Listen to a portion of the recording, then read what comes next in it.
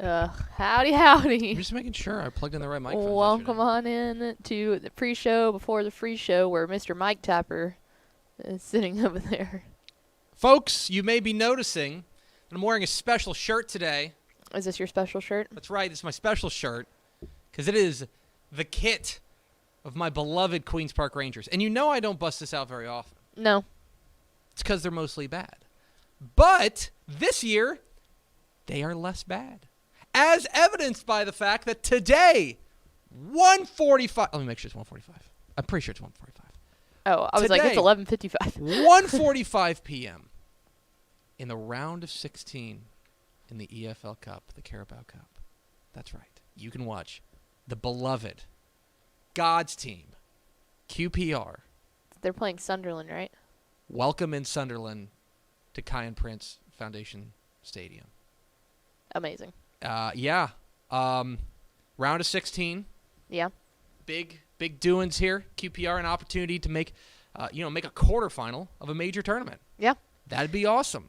Which is crazy. It's on ESPN Plus if you want to watch it. It was so wild because, like, we were watching the draw happen and everything. You obviously got a good draw, and it was like, okay, great. And I was like, so, like, what? Like, when's the match next week? And you were like, oh, it's in, like, a month or two. It's in a month. And I was like, and you were like, but they have a match next Tuesday. And I was like, what? The hardest thing about getting into soccer is understanding that you can't use your hands. The second hardest thing about getting into soccer. Once you get past that fundamental issue. The second hardest thing about getting into soccer is we as Americans are so used to a linear schedule, which is, let's say you're a Cowboys fan. I am. Okay. The Dallas Cowboys play their first game on September 9th, right? They play their final regular season game on, I'm making up dates, January 10th, right? If they are good enough, then they will have elimination games following that. Correct. And then when they lose a game, they're done, right? It is a linear format. It's all laid out. In soccer, you can be playing in like 5 different tournaments all at once, and that's not even to count your players going off to play like international games for other teams. Yeah, and that was the crazy thing, too, is like then everyone just has to agree, yeah, this seems like a good break for us to play an international game. It like, happens. It happens every once in a while in hockey. It happens in hockey that instead of an all-star break, they'll have an Olympic break because all those guys go and they play for their national team, right? And so it's like if the NHL were to try to continue, all of these, like the players' union is very, very big about, no, we want our guys to go play for the international teams. If they try to continue, it would just be like a bunch of spares playing for like 2 weeks, right. 3 weeks. And so they have like an international break whenever the Winter Olympics are going on. That's like every single year for soccer. Yeah. That like we all have to, like basically what happened is that when QPR drew Sunderland for this match, they literally all got together and looked at their calendars like, okay, what date works for you? Yeah, it's like I got Tuesday the it's like 26th scheduling open. a play date, you know? It is. Like we got to get together and figure it out. Yeah. Because then there's also like they have the international breaks, which is every so often they just like they stop play in the club tournaments for like 2 weeks. That's what's going on right now with like World Cup qualifiers and like things like that. Does that make sense? Anyway, that's a big hurdle that you've got to get over is that there's not one season going on. There's be like 7. multiple seasons going on within seasons. Very Inception. Yeah. Very Inception. No doubt. But I would just considering that I feel like I've gotten better with understanding that for like what I would consider more regular season type of play, like not these big tournaments, but the fact that y'all are like, "Oh, this is the biggest tournament, or one of the biggest tournaments and all that stuff." I was like, oh, okay. So we've got like 3 weeks of this massive tournament and it'll be awesome and great and we're going to have a good time in the office. And then it was like, no, see you in a month. Yeah. Yeah, that's I think it wasn't like a regular season thing. It was the fact that it was like a tournament is the name of it. Right, that's the way to think about it. Yeah. You know what I mean? That's wild. Yeah. Anyway, there's a big game today. We would all appreciate your support. QPR welcomes in Sunderland. Big match.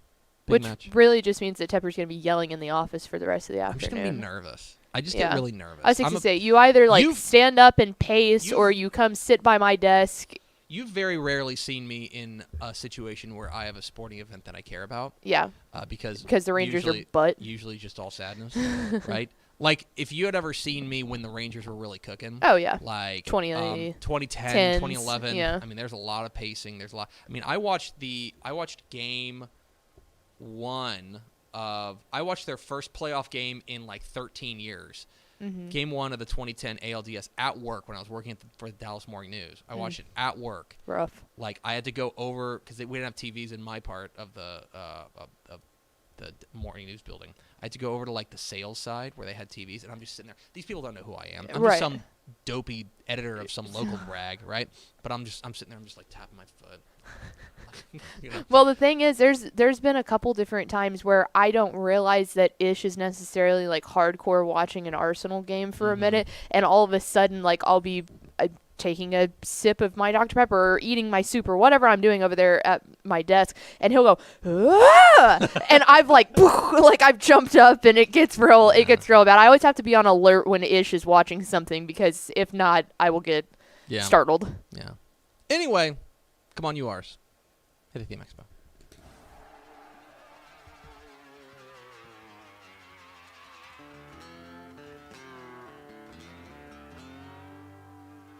Let's go! Free money!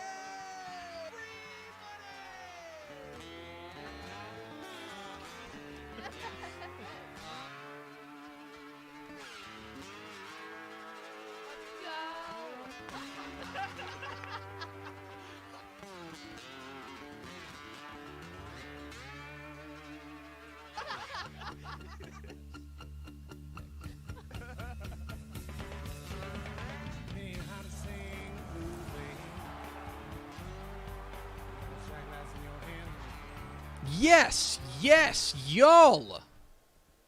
From the Dave Campbell's Texas Football Mothership here in beautiful Lewisville, Texas, it's Texas Football Today, a show on the internet.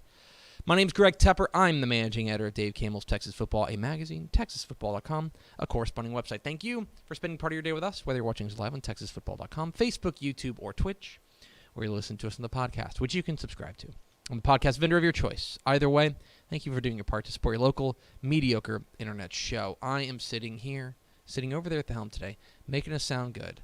She's the Duchess of the Dorks. When I walked into the studio, she was listening on full blast. Not full blast. To the Monster Mash. She's Ashley Pickle. Unironically, I should add.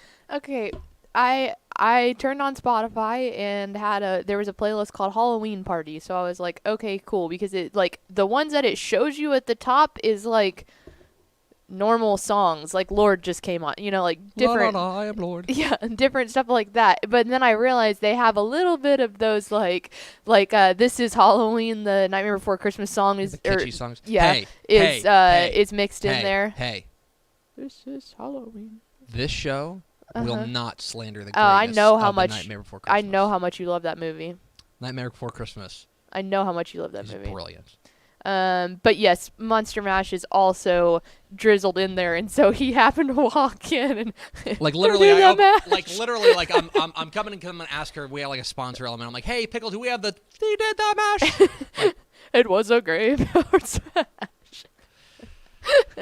Today is Tuesday, October 26, 2021. 30 days to Thanksgiving, folks. If that needs to ring alarm bells in your head, then do it. Make it happen. Yeah, see, Monster Mash is like the entrance into holiday season, which after we get past that, then it's Thanksgiving season. Some may argue it's Thanksgiving season now. 30 days to Thanksgiving. Do your part to make it a great day. Happy birthday to Pat Sajak. Episode 1269. On today's show, my friends, we are going to recap the college football weekend. We're going to talk with the Hall of Famer Craig Way about all things Texas high school football. Then we'll unveil the DCTF top 10 plays of the week. Big time show here on a Tuesday. Some might say we're going up on a Tuesday. God, okay, good. I'm glad you did it because I was fixing to. Do it first, 4 through the door. We sure do. It was Aaron Arbuckle, Rob Hadaway, Coach Terry Crawford, Ain't and no habit Panthers. Tony Blaylock. Welcome in, fellas. Every time he's what stinks. Here's what's gonna stink. Is if like They shouldn't lose this week. They're the No. number 3 team in the state. They're pretty darn good. But like If they that did. that bit's gonna be less fun if they lose. the Yeah, game. when you go I'm gonna be to like, 8-1. they're not gonna lose. No. I'm confident in them. But yeah, that was anyway. Every time he's first 4, Keep we're just winning, gonna shout coach, out. is Yeah. what we're saying. Every time he does that, we're going to say, no, Abbott Panthers. All right, Pickle, let's talk a little bit about our friends at First National Bank of Omaha. The Dave Campbell's Texas Football Impactful Leadership Award, presented by First National Bank of Omaha, will recognize 10 influential Texas high school football athletes who are leaders both on and off the playing field. Congratulations to Isaiah Smith. They call him Buddha. Buddha Smith there at Mesquite High School. He is this week's recipient of the Dave Campbell's Impactful Leadership Award, presented by First National Bank of Omaha. Thank you, First National Bank of Omaha. Read more about what makes Isaiah a great leader at TexasFootball.com. Pickle, it was a full-on week of college football. Sure was. We asked some burning questions on Thursday. Let's now close that loop and talk a little bit about the answers to those questions as we take a look back on Week 8 of the college football season. Where do we start, Pickle?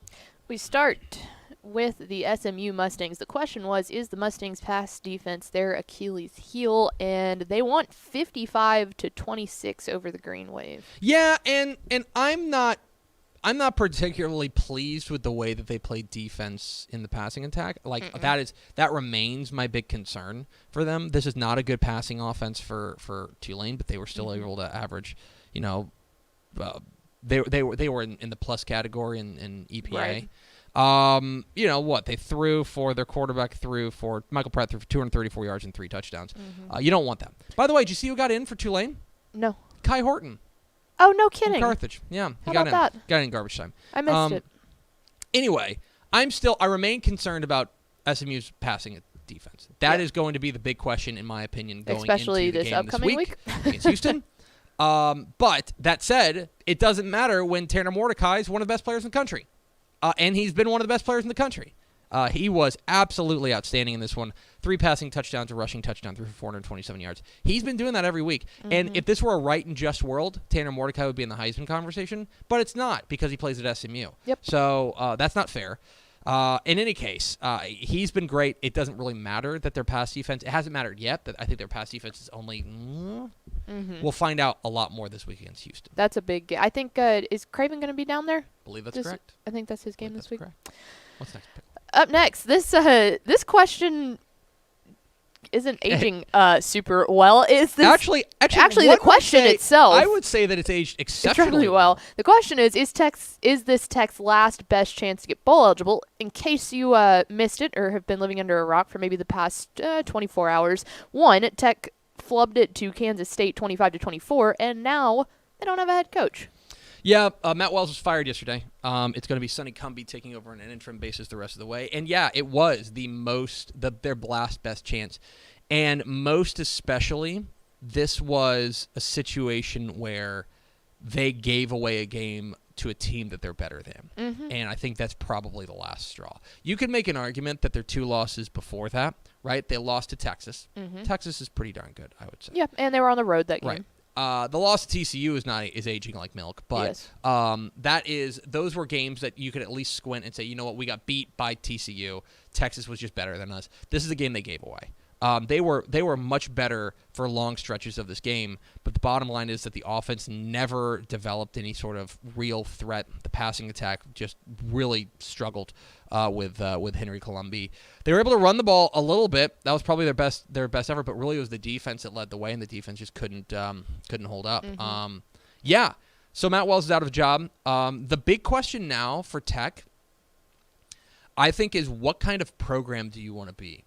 Because I think you look around at the way that the Big 12 is going right now, and obviously it's going to change significantly whenever Texas and OU leave, and BYU, Cincinnati, Houston, and Memphis. Is that right? No, who's the other one? Cincinnati. I'm blanking on who the fourth one. BYU.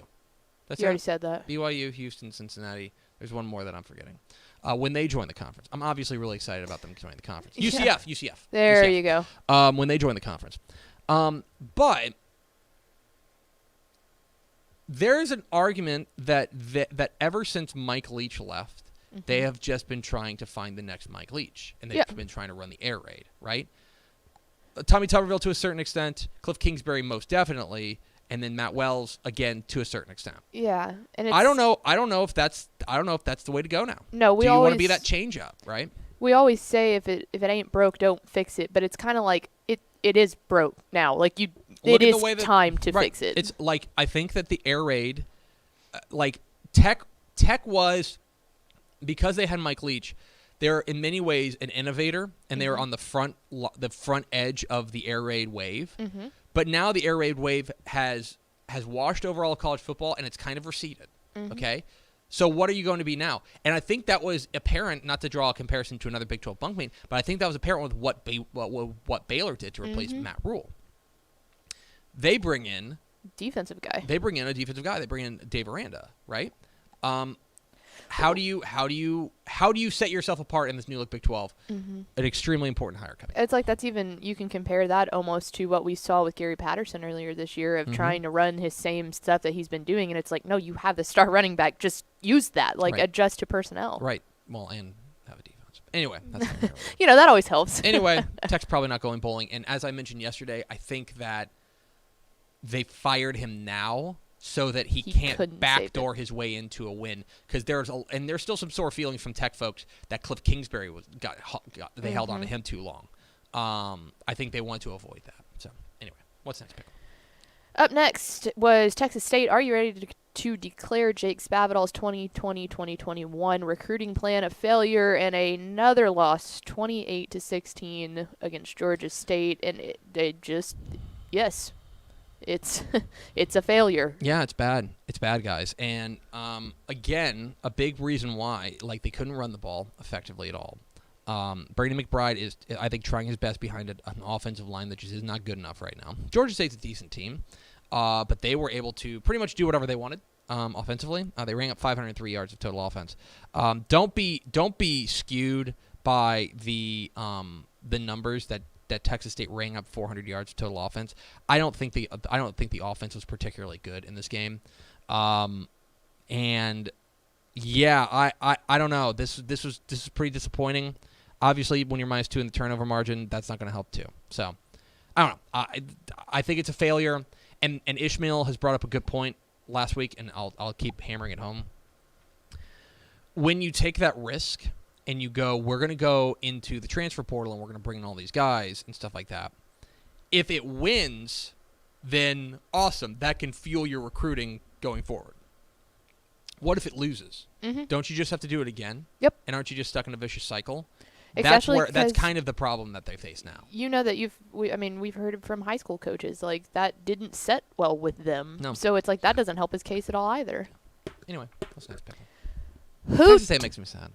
Hoot. Let's talk about How things about that make me something happy. that makes you happy? Is Rice's offense doomed in 2021, or can they dig out of a ditch? And how about that 30-24 conference win over the Blazers out of UAB? Did you watch this game? I did not. I watched fourth quarter of this game.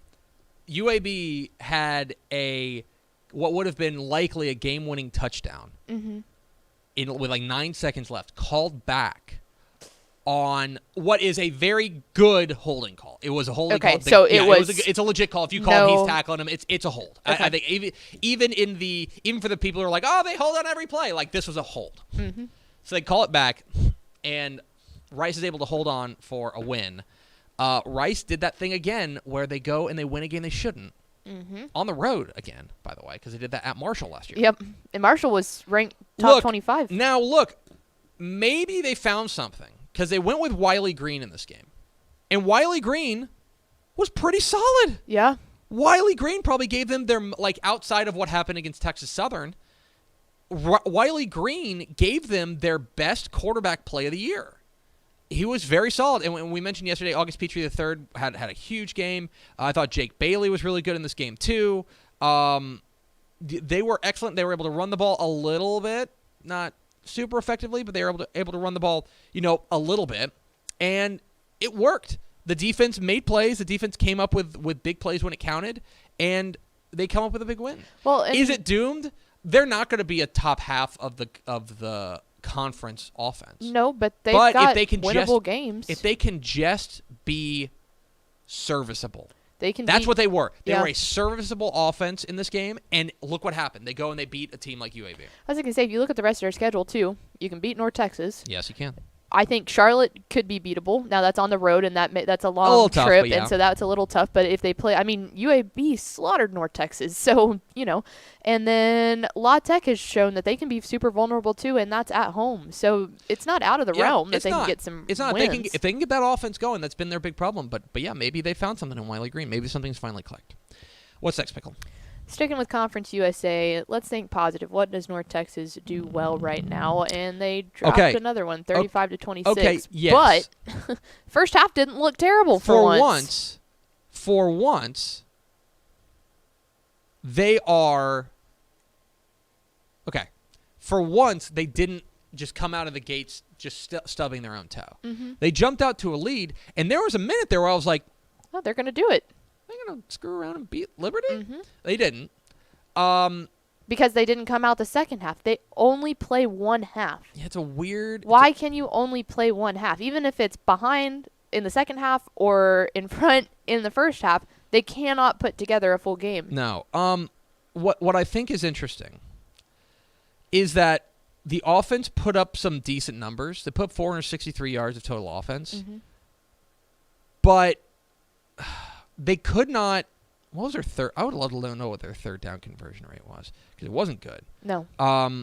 They were a team that they benefited by having some good starting field position. Mm-hmm. Their special teams was, pretty decent in this game, and they lived on a couple of explosive plays. Yep. I don't really know how they stayed in this game aside from Malik Willis was bad. I don't really know how they stayed in this game. Well, he was also out. He went out. He went out at halfway through the game, and they brought in Jonathan Bennett, and he led them to victory. This was a team that this felt like their last gasp. The defense, I think, played probably its best game of the year. They were getting after it. They sacked Malik Willis 6 times. I mean, they were all over him. They came up with big plays. But in the end, it just the bottom fell out at some point, and part of it is here's a big part of it. Part of it is, do you know how many plays? Let me make sure. So North Texas ran 104 plays in this game. Mm-hmm. 104 plays. That works, but when you're only moving the ball, they were in 93 plays from scrimmage. They were basically, they gave up 5.5 yards per play to Liberty. The defense ran out of gas despite not being on the field all that much. They started off hot, then they weren't able to make a stop down the stretch. Yeah, and it's like that. It was proof because I was there for the second half of the game, and it was proof that that's a team that doesn't know how to win because that's the other thing. They're so used to playing down and trying to dig themselves out of a hole that when they had the lead and needed to go out there and just keep playing with what they were doing, they tried to start doing too much, and it got sloppy. Yeah, I don't know. They did not. I don't think they ran the ball particularly effectively in this game, did not. And that kind of hurt them. Even though they ran for 251 yards, a lot of those were kind of on big chunk plays. I don't know. It was a weird game that, I think if it gives you confidence, it gives you confidence. But I don't know. I think that this was a little bit more of a bit of a dead cat bounce there for North Texas. What's next, Pickle? Up next, we talked some Cougar football here. Has Houston quietly emerged as the best college team in Texas, and they snuck one out over East Carolina I kind of told overtime. you guys that East Carolina is better than you think. Yeah, 31-24. Now, this is, okay, I want to be clear. This is a weird game for a variety of different reasons. One of which is the game kicked off. The game was scheduled to kick off at 3. Mm-hmm. It didn't kick off till 8:30. Yeah. Because there was big weather in the Houston area and they weren't able to get going. I'm not here to tell. If you are, look, they don't ask you how, they ask you how many, right? This was a gross game for Houston. This was a gross game for Houston, most especially the Houston offense. I thought they were really, really unfortunately bad in this game. They did not pass the ball well. This was a big step backwards from Clayton Tune. Part of it, again, weather and stuff like that, but they took a big step back. He took 5 sacks. But the thing that keeps coming up for them is they make big splash plays defensively. They sacked. I think they had 6 sacks. They had 8 tackles for loss, 4 sacks, and then they forced 5 fumbles and they recovered 3 of them. You know what I mean? This is a sloppy game. This is an ugly game. But what did we say? Win your clunkers. Yep. This is a clunker. They did not look good in this game, but they came away with a win. Their defense kind of bailed them out here. The offense is going to need to be better against SMU this week. Really, look, you get your win. You don't apologize for it, but it was an ugly game. But yeah, win your clunkers, and they won their clunker, especially in a game that got delayed by 5 hours. Yeah. What's next, Pickle? Up next, it was our small school game of the week between Tarleton and Midwestern State. We asked, what can we learn from this WAC versus LSC matchup? Tarleton pulls one out 17-14 over the Stangs. Yeah, this was a super tight game. Yeah. And in the end, this game got real hairy. Because in the fourth quarter, this game goes to the fourth quarter 7-7. Okay. Tarleton then goes and they score early in the fourth quarter, take a lead, and then and by the way, Max Maxfield got the touchdown catch, the pride of Amarillo, and then they get a field goal with like 4:37 left, and you're like, oh, okay, well, it's 17-7. This is an ugly game, but we're able to get a win. Instead, this game got very hairy down the stretch. That Midwestern State gets the ball down 10. They go down and score in about a minute. And I believe they had the ball. Let me make sure of this. I'm fairly certain that they got the ball back. Yeah, with about 3 seconds, or they got the ball with 3 seconds left, and were throwing into the end zone. And it got intercepted. Basically, they were like give a lot of credit to Midwestern State. They were homecoming cannon fodder. And they were still they gave them everything they wanted. Of note, Tarleton did set an attendance record, so congratulations to them. They got a big win. You don't apologize for wins, but I think this to me solidifies that Midwestern State may in fact be the favorite there in the Lone Star Conference. I think that's really impressive. And by the way, their next game for Tarleton, you probably better figure your stuff out because Sam Houston is coming to town. What's next, Pickle?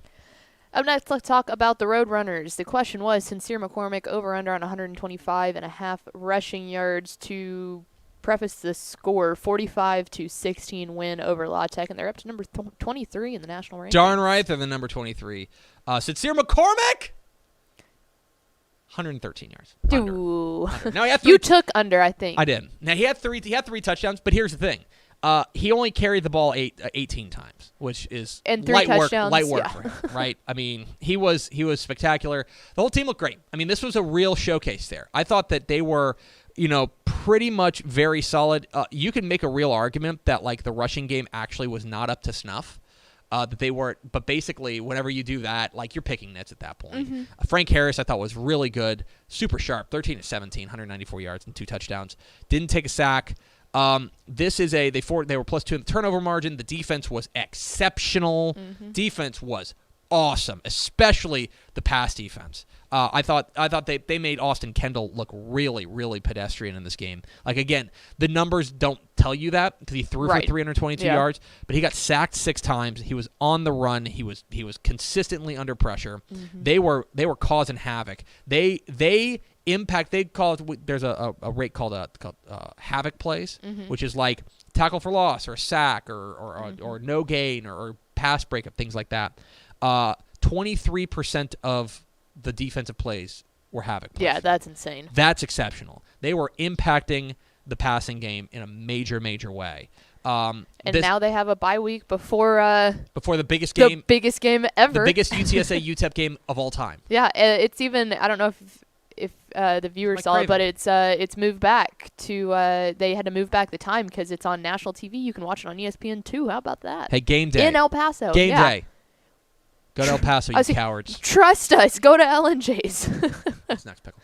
Up next, we are going to head over to some SEC play. A&M completely takes care of the Gamecocks 44 to Okay. 14, and Yeah. the question was, did you know that they have a traveling trophy? They did, and Because, you know what? And it's never left A&M. And we told you guys That this we told was- you guys, yeah. you don't need to watch this game. No. And you didn't. You didn't. This game, Good on you, Texas A&M, for getting what you needed done. Oh, yeah. No, absolutely. Yeah. This game was not a 30-point game. This game was more like a 50-point game. I mean, they slaughtered. This game was, I think, 34-0 at halftime or something like that. I mean, this game was over from the word go. They got a big game running the ball, which is nice to see. Devonna Chan and Isaiah Spiller each go over 100 yards.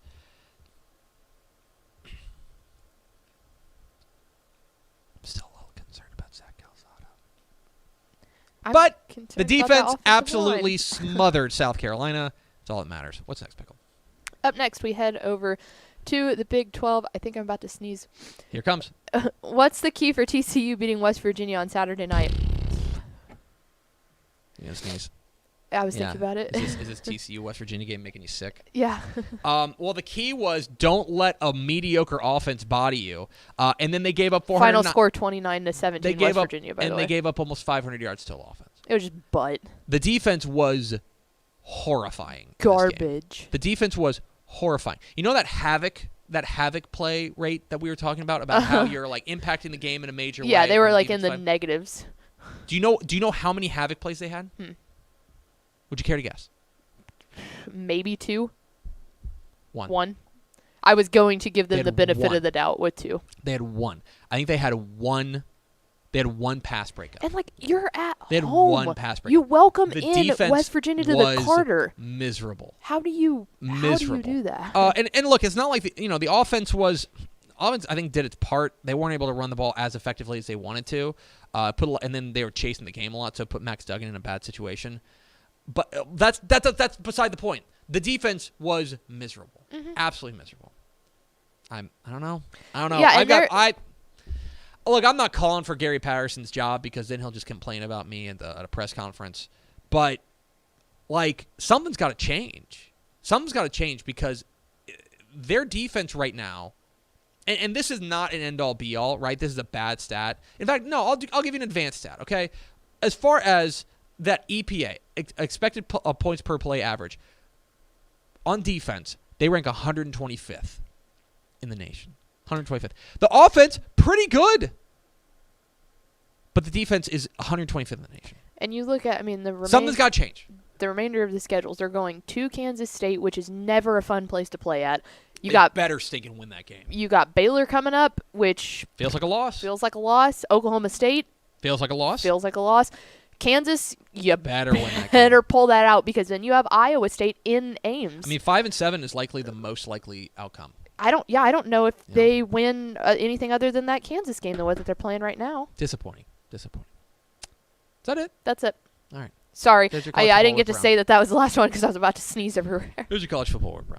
We're Texas Football Today. We're here every weekday at noon on TexasFootball.com, talking football in the Lone Star State. You can follow us on Twitter at DCTF, like us on Facebook, Facebook.com/Dave Campbells. Follow us on Instagram, Instagram.com/Dave Campbells, and of course, see us at TexasFootball.com. Pickle.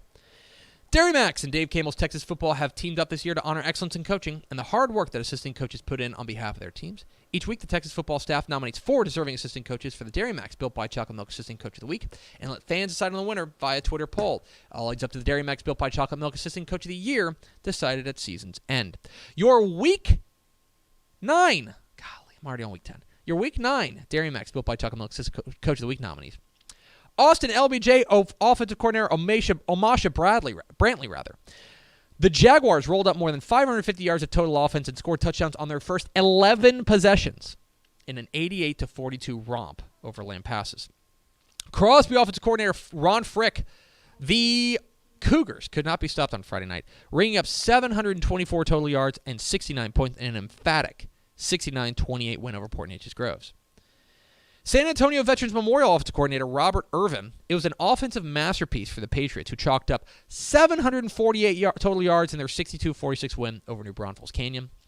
and Ballinger defensive coordinator Marvin Wilson. The Bearcats allowed just a single first down and scored their second shutout of the season with a 61-0 win over Ingram Tom Moore. So those are your Week 9 Dairy Max Built by Chocolate Milk Assistant Coach of the Week nominees. Vote now on Twitter at DCTF. Pickle, let's go to the hotline, and let's bring in the play-by-play voice of the Texas Longhorns. You hear him on the Horn in Austin every weekday, and you can also see him on High School Scoreboard live at 11 o'clock Friday nights on Valley Sports Southwest. He's our good friend, Craig Way. Craig, how are you, my friend? I'm great. You doing okay? Yeah, we're doing great. Now, did you end up going to the Doobie Brothers? Did not. We had a few other things pop up that we had to take care of, but we did consider it, and then decided, we better pass on this. Part of it was we knew that this week and next week were really going to be grinds, grinding weeks. So we figured we would catch up with the Doobies at some point. That feels pretty safe. All right, so we are now into Week 10 of the 2021 Texas high school football season. Down the stretch we come. And a lot of moving parts within districts as far as getting things shaken up. I'm interested in your take on what we saw, especially at the small school level, right? We saw things like Cisco losing to Coleman. We saw Wellington take another loss. We saw Lubbock Roosevelt score the big win over Abernathy. And I think that the real kind of the link between all of those, between Clarendon, between Coleman, and between Lubbock Roosevelt, is this feels like teams that had a shiny record, but we hadn't necessarily seen them play a tough game. Then the tough game arrives, and they end up getting the win. I think Katy Paetow beating Fort Bend Hightower kind of falls into that category as well. I guess my thought is, this deep in the season, is it possible that there's still teams that we don't know how good they are? Santo? Yeah, Santo's maybe? a good example. Yeah. Yeah.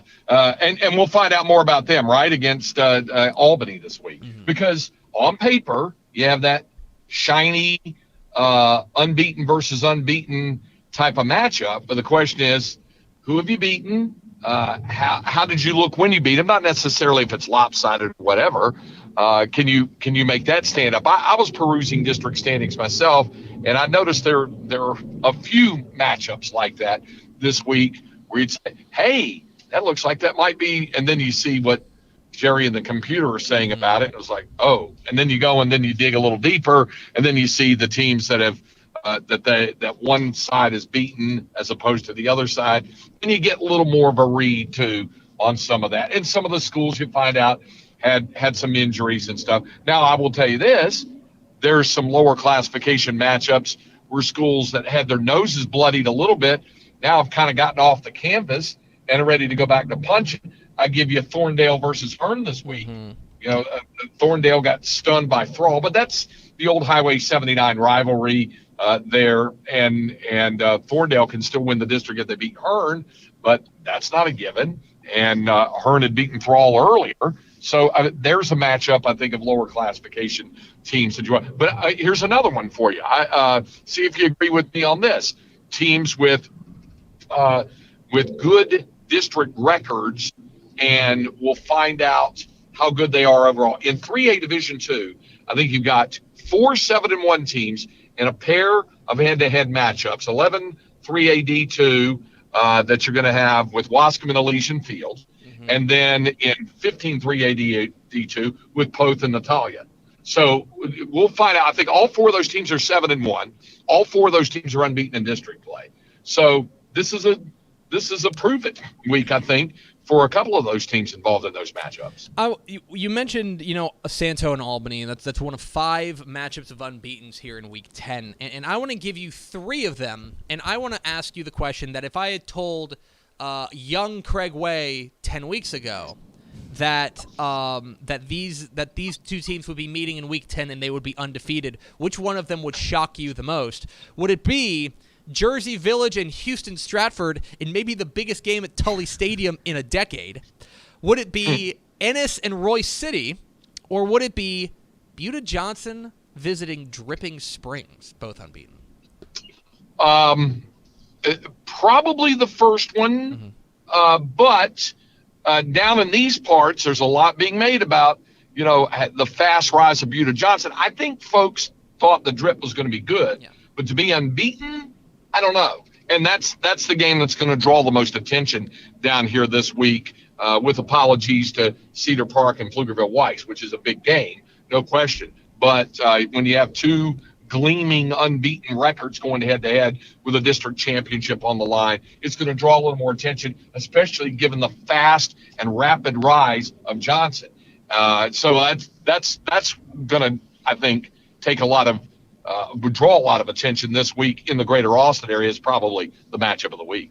Talking with Craig Way, the Texas High School Football Hall of Famer here on Texas Football Today. Get involved in the conversation at #TF Today. All right, Craig, I made a comment the other day, and I think people may be misreading it, and I want to get your take on it. I think Duncanville's a little bit underrated, and I think that there have been a few things that have conspired against them. Most notably, that I think District 11 6A is a little bit down, and I think that I think everybody knows the big game that they played, which was their opener against Mater Dei, where they got taken to the woodshed. But since then, they've been kind of doing that Duncanville thing. Is it possible that one of the teams that we presently have ranked number 4 in the state is somehow flying under the radar? And are there any other teams that you think have just been absolutely dominant that people maybe aren't paying enough attention to, even though, hey, look, they're just cruising over people? It's funny. Normally when that happens, Tep, it's because a team took an early loss, and we kind of set them aside and forget about them for a while. I'll give you another one. Lake Travis is like that. Early loss, but they've been thumping people since that. And it was kind of that way with North Shore, I think. Now, clearly, we're going to find out an awful lot more this week with North Shore and Atascocita. But I am inclined to agree with you at Duncanville, and you know who else is going to agree with you? Jerry Forrest. He's got Duncanville at the top of his computer rankings. I saw that. He's got them ahead of South Lake Carroll and ahead of Westlake. So I think Jerry would agree with you as well. And I agree with you also that 11 stays down a bit.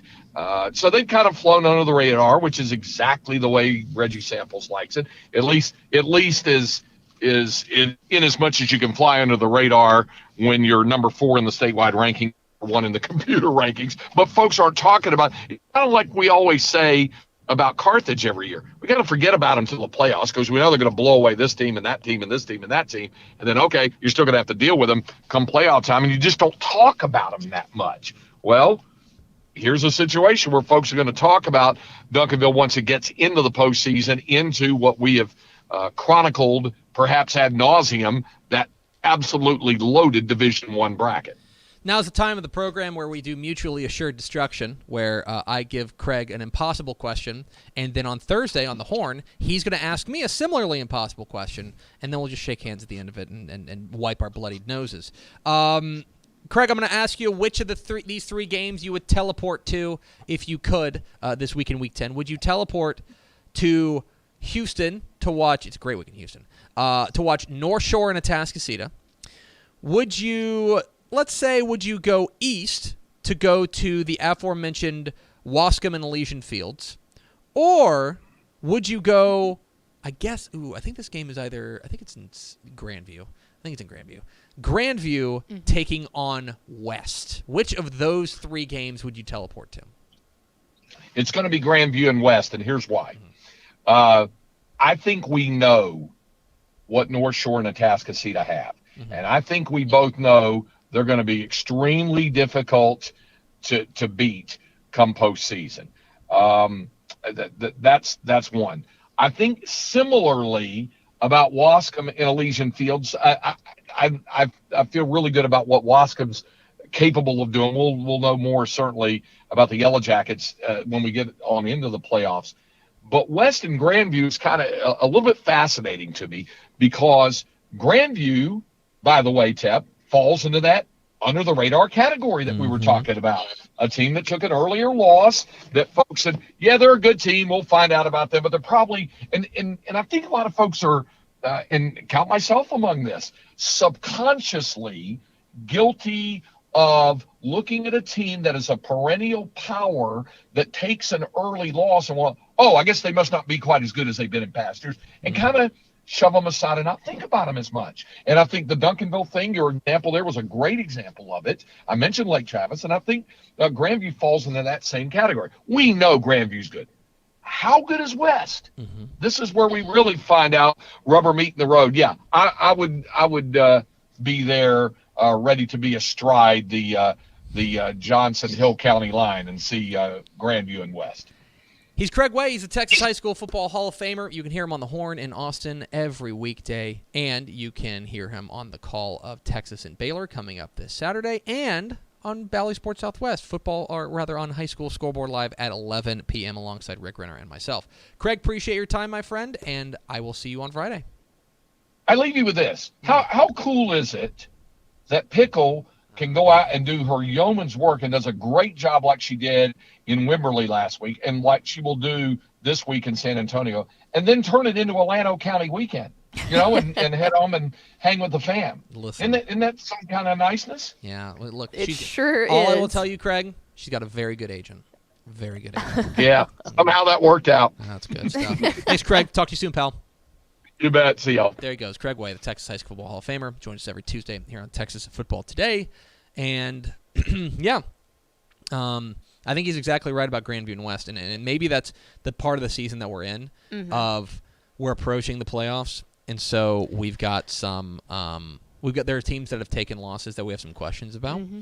But just, Grandview and West is one of those kind of measuring stick games for West that, like, if they go beat Grandview, and that game is – where is that game? That game is it's at Grandview. Yeah. They go to Grandview and beat them. I mean, we start really having big high-level conversations about where they fit in the 3A Division I pecking order. Oh, yeah, and that's kind of one of those, like we were talking about, like the big names that you just kind of put aside. Like, for so many years, that's been Grandview, and then obviously Dan Yinch left, and so they kind of died down a little bit, but then it's like, yeah, West kind of came out of nowhere, so that'll be a good one. Should be a good one. Anyway, we appreciate Craig Way hopping on with us. We're Texas Football Today. We're here every weekday at noon on TexasFootball.com, talking football in the Lone Star State. You can follow us on Twitter at DCTF. You can like us on Facebook, Facebook.com/Dave Campbell's. Follow us on Instagram, Instagram.com/Dave Campbell's. And, of course, see us at TexasFootball.com. Pickle, Dave Campbell's Texas Football, and from now on are proud to team up this year to honor one head football coach in each classification with the Coach of the Week award. Each coach recognized with this special honor typifies the best in Texas high school football. Your Week 9, from now on, Coaches of the Week. In 6A, Joel Call from Converse Judson. Interim head coach Joel Call, in his first game leading the Rockets, after being named interim head coach on Sunday, got an inspired effort from his team Friday night as Judson went on the road and stunned state-ranked and unbeaten Smithson Valley 33-32. In 5A, Joe Frank Martinez from Austin Travis. After battling through a ton of adversity in September that had the football season in doubt for the Rebels, Coach Martinez's squad has persevered and put themselves in the playoffs for the first time since 2013 with a thrilling 44-40 win over Austin Crockett. In 4A, Spencer Gilbert from Dallas Carter. Coach Gilbert has the Cowboys firing on all cylinders at 6-1 this season with a key 21-10 win over Wilmer Hutchins to take control of the District 8 4A Division I race. In 3A, Rodney Dowell from Van Vleck. Coach Dowell and the Leopards are in the middle of the District 14 3A Division II hunt, improving to 5-3 on the season and 3-0 in district play with a convincing 49-27 win over Tidehaven. In 2A, Clint Conklin from Clarendon. Coach Conklin's Broncos improved to 7-1 the year and put themselves in the driver's seat for a district title with a 21-20 win over state-ranked Wellington. In 1A, John Stanley from Turkey Valley. In a critical District 1-1A Division I showdown, Stanley's Cowboys held their nerve in a wild back-and-forth affair to take down Happy 70-68, capturing the district title. And the private school ranks Larry Uland from Wiley Prep. In one of the most anticipated matchups in the private school six-man football this season, legendary coach Uland pushed all the right buttons to push his Patriots over previously unbeaten Lantana Harvest Christian 80-78. So those are your Week 9 from now on Coaches of the Week. Congratulations to all the coaches, and thank you for everything you do for your players, schools, and communities. For more information on how your school can get a one-stop shop experience that transforms how it connects with fans and communities, visit from-now-on.com. Clint Conklin from Clarendon is quite the tongue twister there. It's a lot. That's why they pay me the big bucks to stumble over my words. That's what I was gonna say. I Yeah. was gonna say. Yeah. How Good often on do ya. I get that right? Pickle, one last thing to do. It's time to roll out the DCTF Top 10 Plays of the Week. A reminder that if you see a play that is worthy of being one of the top 10 plays of the week brought to you by our friends at Body Armor, then please let us know about it. Hashtag DCTF Top 10. Tweet them to us. Put them on Instagram. Pickle sifts through them, gets all the juicy nuggets, and puts them all together into a top 10 presented by our friends at Body Armor. Here it is. The Dave Campbell's Texas Football Top 10 Plays of the Week presented by Body Armor. 10 now for the Falcons. Estes breaking through and has the first down, keeps on going. Will score, touchdown. 66 yards for Estes.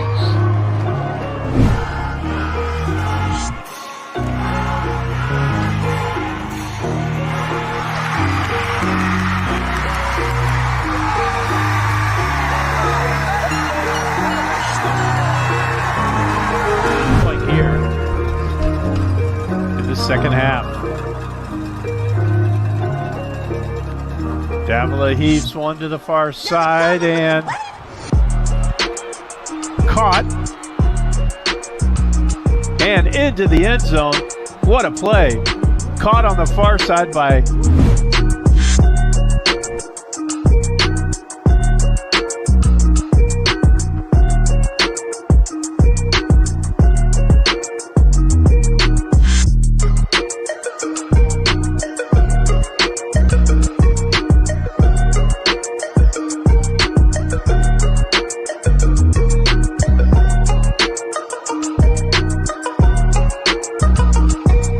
and puts 7 on the board now as Montez kicks it up from the 40-yard line. Over the shoulder catch, nicely done.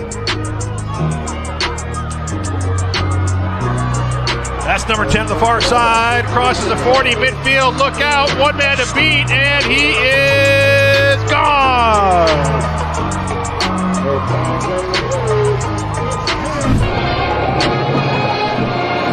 Four-man rush, Dumas throws high, but it's caught! What a catch and run from Cole Wilson! Darts to the right, gets up the far sideline, and Cole Wilson's going to go! What a catch and run! 82-yard touchdown for Payno! Did he put on the Jets right there? Oh my gosh. He caught that ball in traffic and it looked like he was going to get tackled.